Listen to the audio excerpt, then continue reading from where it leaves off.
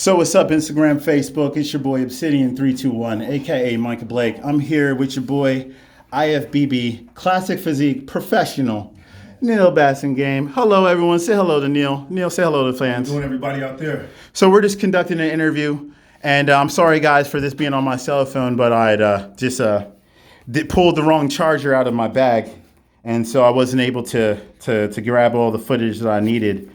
But we're just going to go ahead and kick this off anyway. So one of the questions I got from the fans and from people who are just curious to know something about you is, can you tell me a little bit about yourself before bodybuilding, your story as a kid, school, any sports you played, your academics, stuff like that? Grew up in inner Northeast Portland. I attended Jefferson High School. I was a three-sport athlete, varsity athlete. I played basketball, football, and I ran track. And from there, played college ball down at Umpqua Community College down in Roseburg, Oregon. Nice. And then after that, got into some modeling, which led me into continual training, and life kind of just went that way. Well, I mean, like, everyone who models knows that, like, you got to stay in shape to get the photo shoots. Exactly. And then it's a progression of things. You put on a little bit more mass, well, I got to get more toned. And then... Yeah, and that didn't last long because I modeled for Sports Unlimited here in town, down in Northwest Portland, where I modeled for Nike, Adidas, Reebok.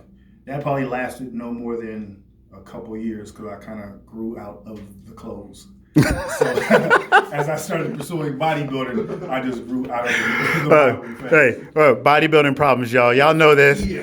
Who can find jeans that actually fit? You know what I'm saying? That shit is hilarious.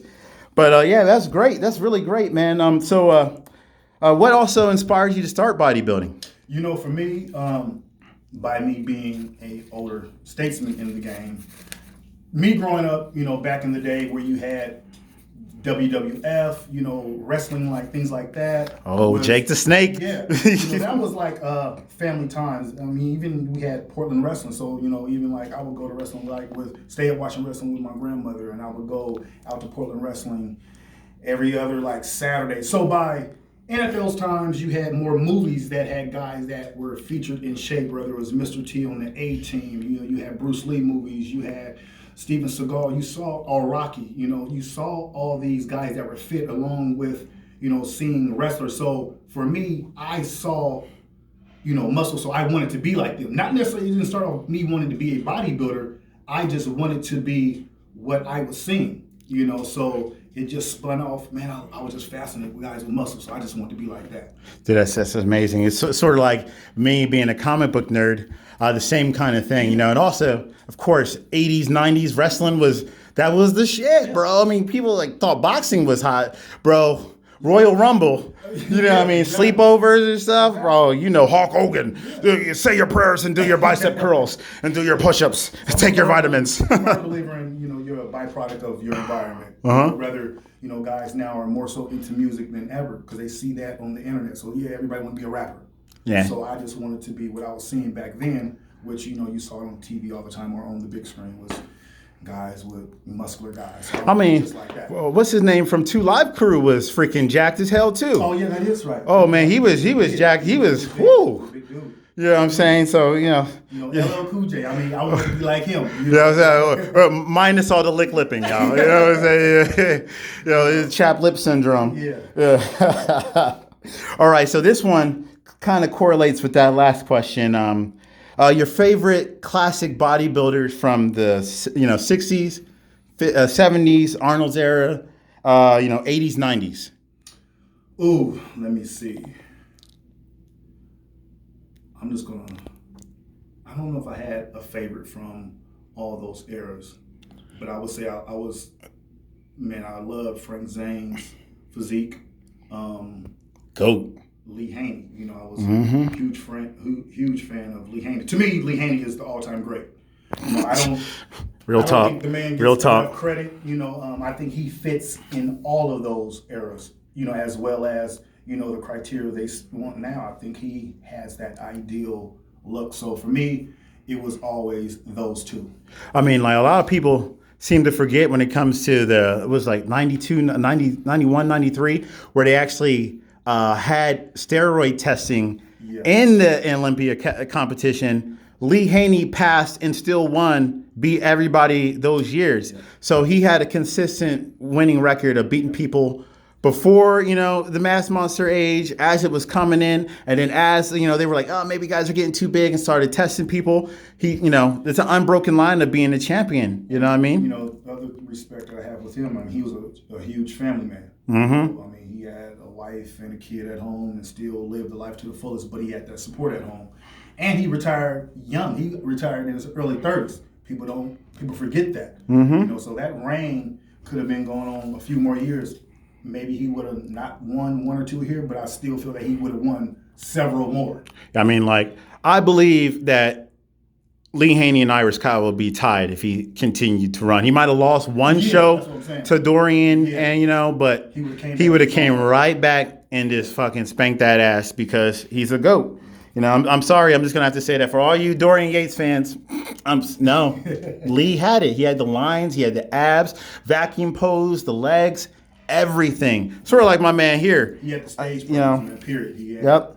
It had, was probably one of the most golden Mr. Olympias we had. No trouble. No, perfect ambassador for the sport. You know what I mean? I believe. So we're gonna go ahead and run into one of my favorite little questions here. What is your favorite body part to train? What does Neal throw in a little extra just because he loves it? I think the course of my career has changed.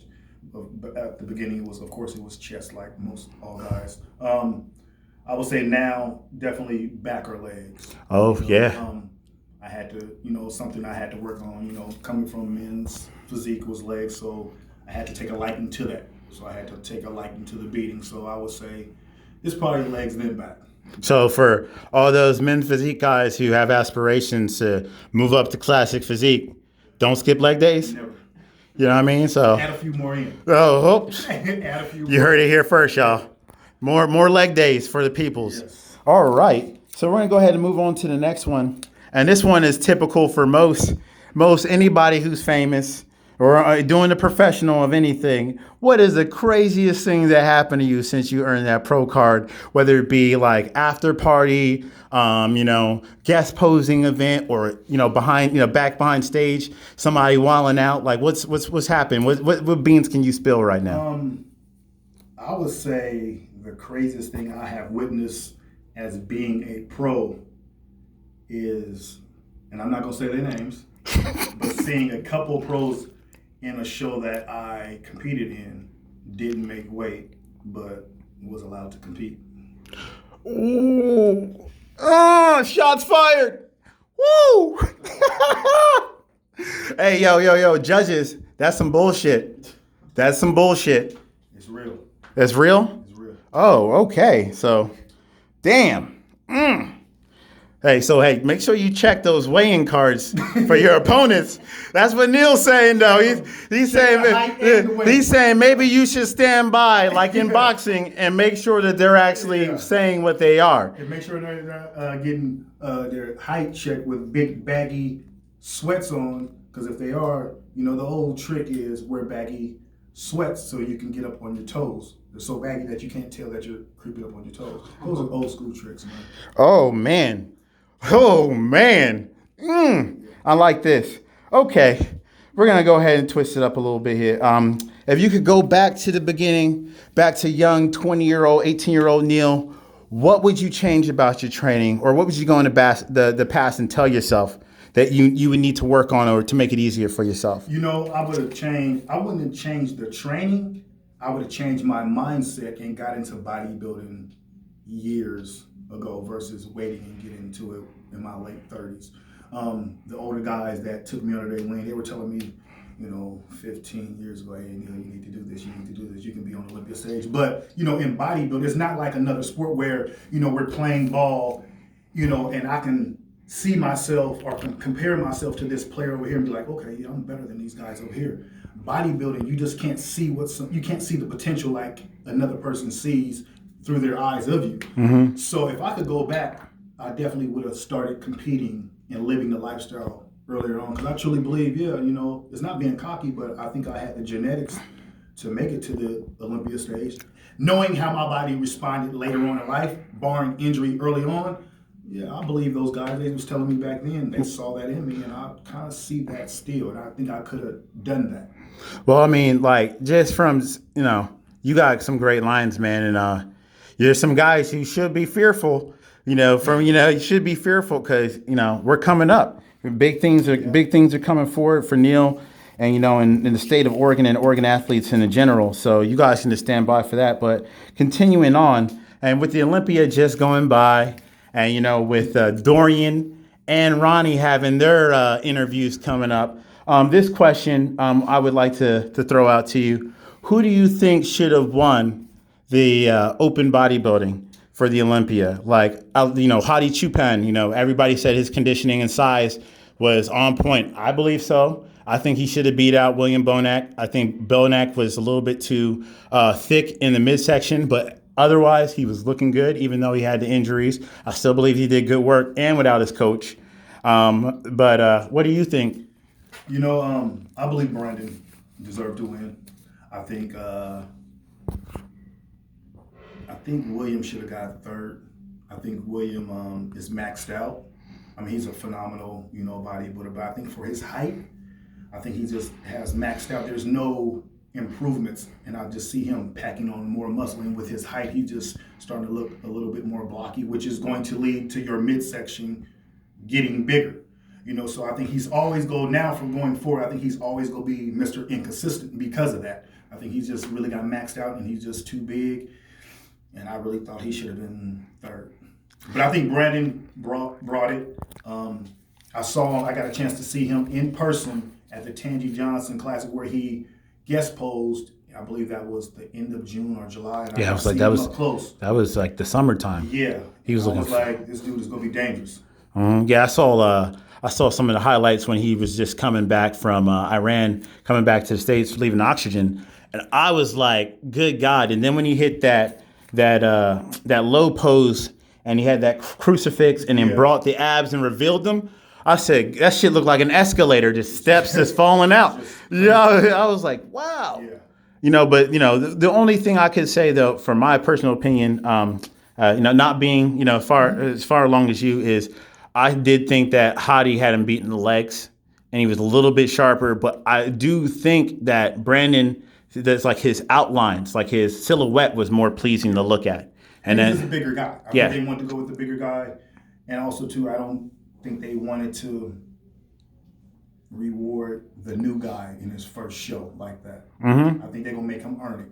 Mm-hmm. Now, he's definitely in the mix next year coming up. He's definitely gonna be top two, if not, he can win it.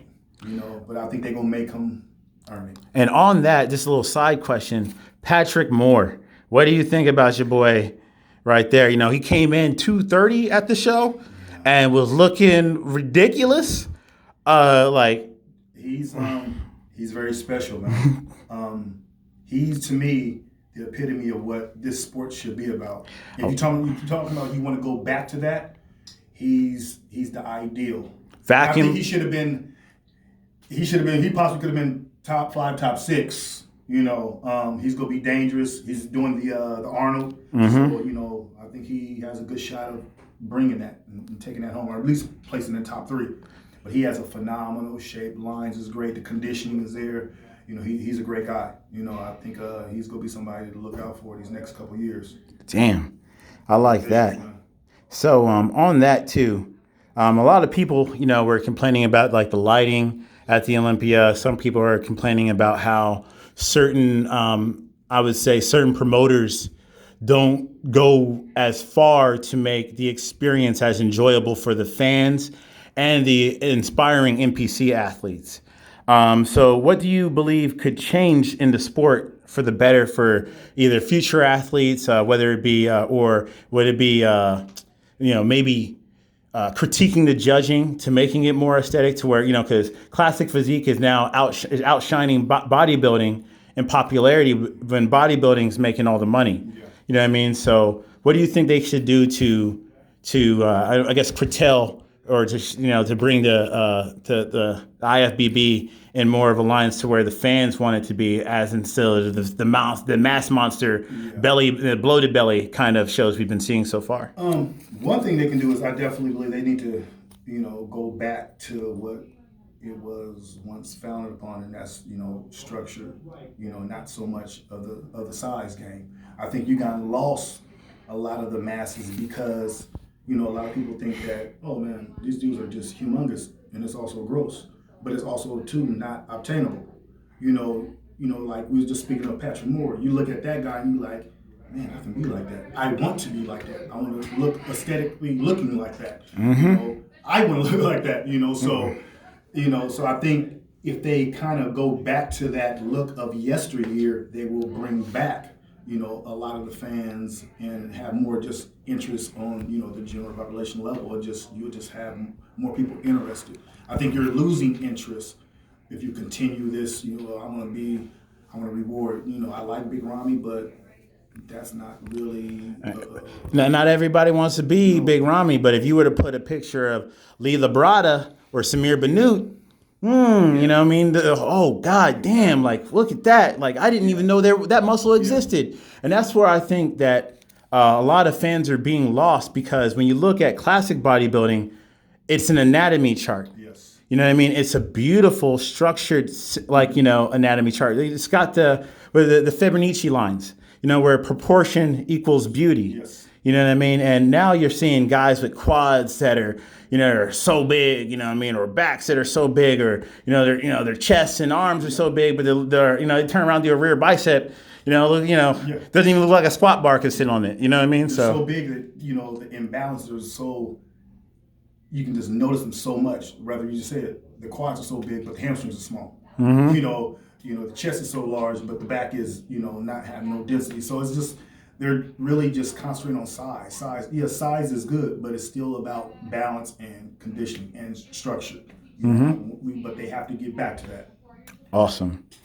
Okay, and then this is, just the typical question from fans.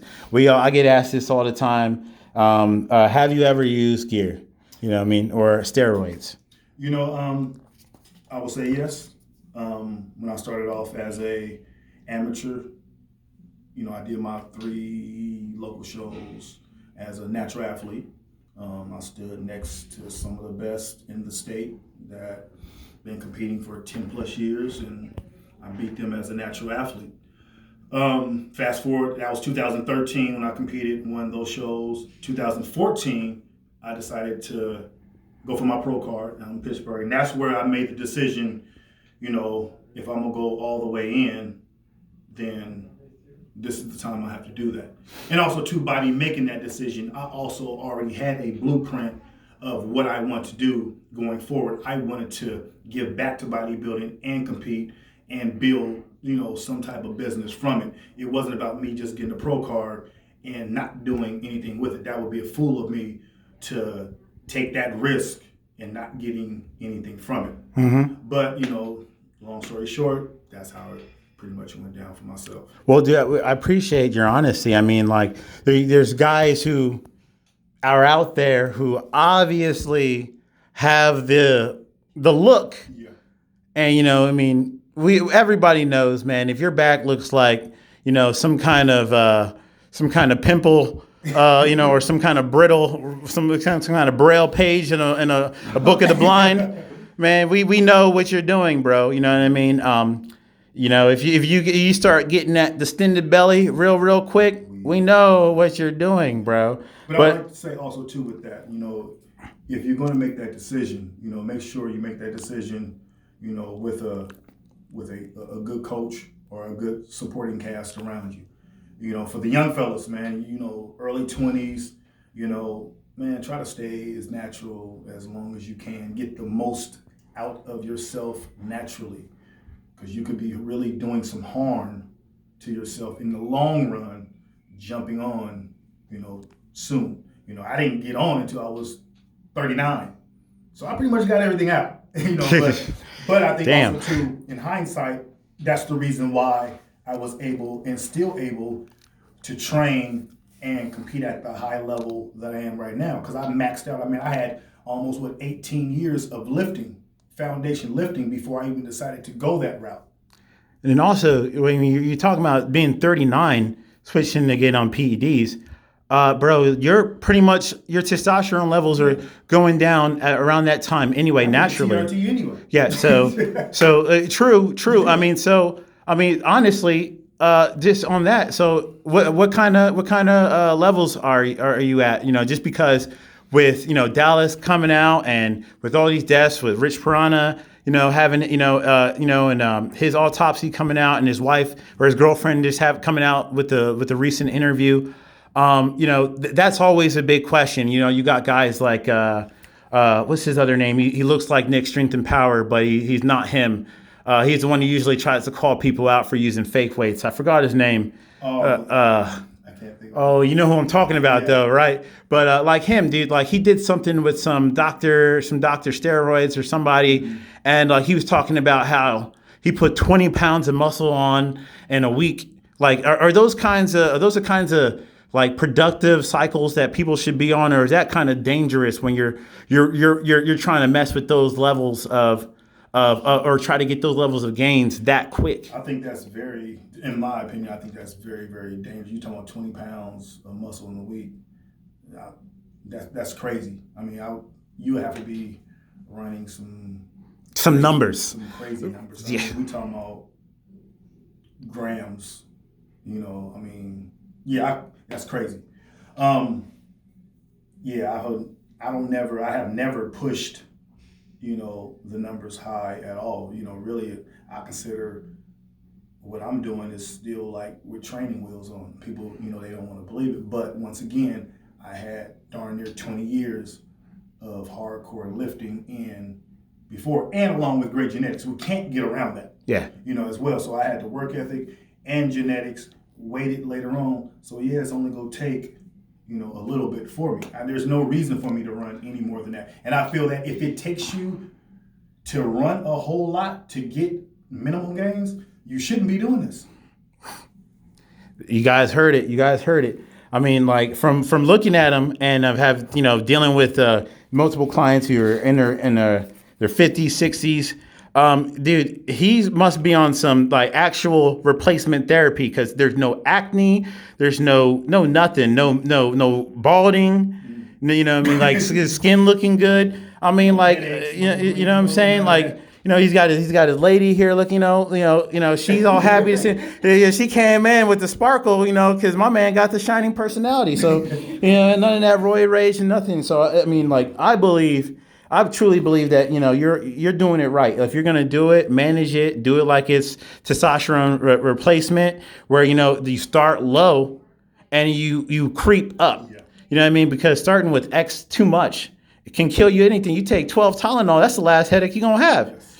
You know what I'm saying? So, it's just like one of those things. And then this is what I wanted to finish off with, because, everybody has to deal with, adversity, whether it be deaths, injuries, financial losses, or, stuff like that, whether it be losing their jobs or something, or supporting a family member who's had a hard time. How do you stay motivated if injured, or in the process of recovery, or, if you've had some kind of significant loss? How do you push through that to grind and get that pro card?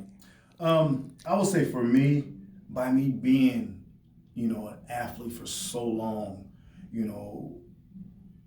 playing ball ever since, 11, 12, and then, getting into like coaching and never really stepping away and always working out all those years. I think never having to step away for anything has built that foundation of just consistency and just that drive of, I can't go a day without this. So, I mentioned, to a few people, when I competed back in just my last show, 2018, I started my prep like in June, and the show was the end of September.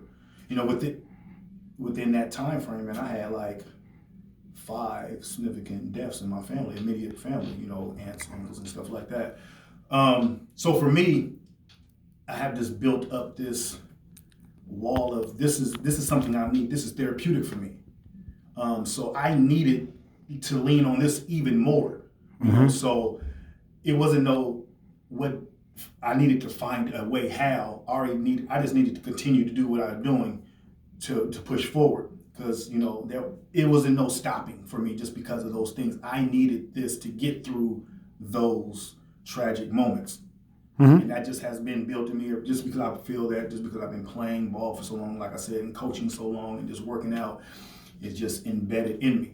For some people, it's not going to work that way. Some people need to step away from. But for me, I just thinking just because I have invested so much and this is so much of my lifestyle, that I needed it even more during those times of need or those times of depression or whatever. It was sort of like that grounding mechanism that since this was the one constant in your life, it was like without it, you probably would have been way worse. Yeah. So you know what I mean? I'm agreed with this. I don't like to, I don't like to sit around and think of the sad times and stuff. I like to stay active. And that's what just keeps me pushing forward and getting stuff done. Wonderfully said. Dude, Neal, I'd love to thank you for having us out here, hosting us here at Willpower Gym here in Hillsboro, Oregon. You guys should come check it out. This is a beautiful, wonderful facility. They're great hosts, a very clean, respectable gym. They're very amicable. And I just want to thank you again for having us and mentoring young dudes like myself and Justin who really are passionate and love this sport, because that's one thing you do kind of notice with some of the bodybuilders who've gotten a little bit too big, that that they don't take the time to pay it forward to the next generation. And that's one thing that I feel like they're dulling their shine, because if you lay the path for someone, they're going to walk it. You know what I mean? And through your ability to communicate your love for this sport and your knowledge, that you could, spark that flame or reignite the embers in someone's heart who's lost that drive. And we just really want to thank you for taking out the time and, to mentor us, give us a session, you know what I mean? And, all this stuff, man. It was just a really great experience. And I look forward to doing more things with you in the future. Thank you. All right. Thank you.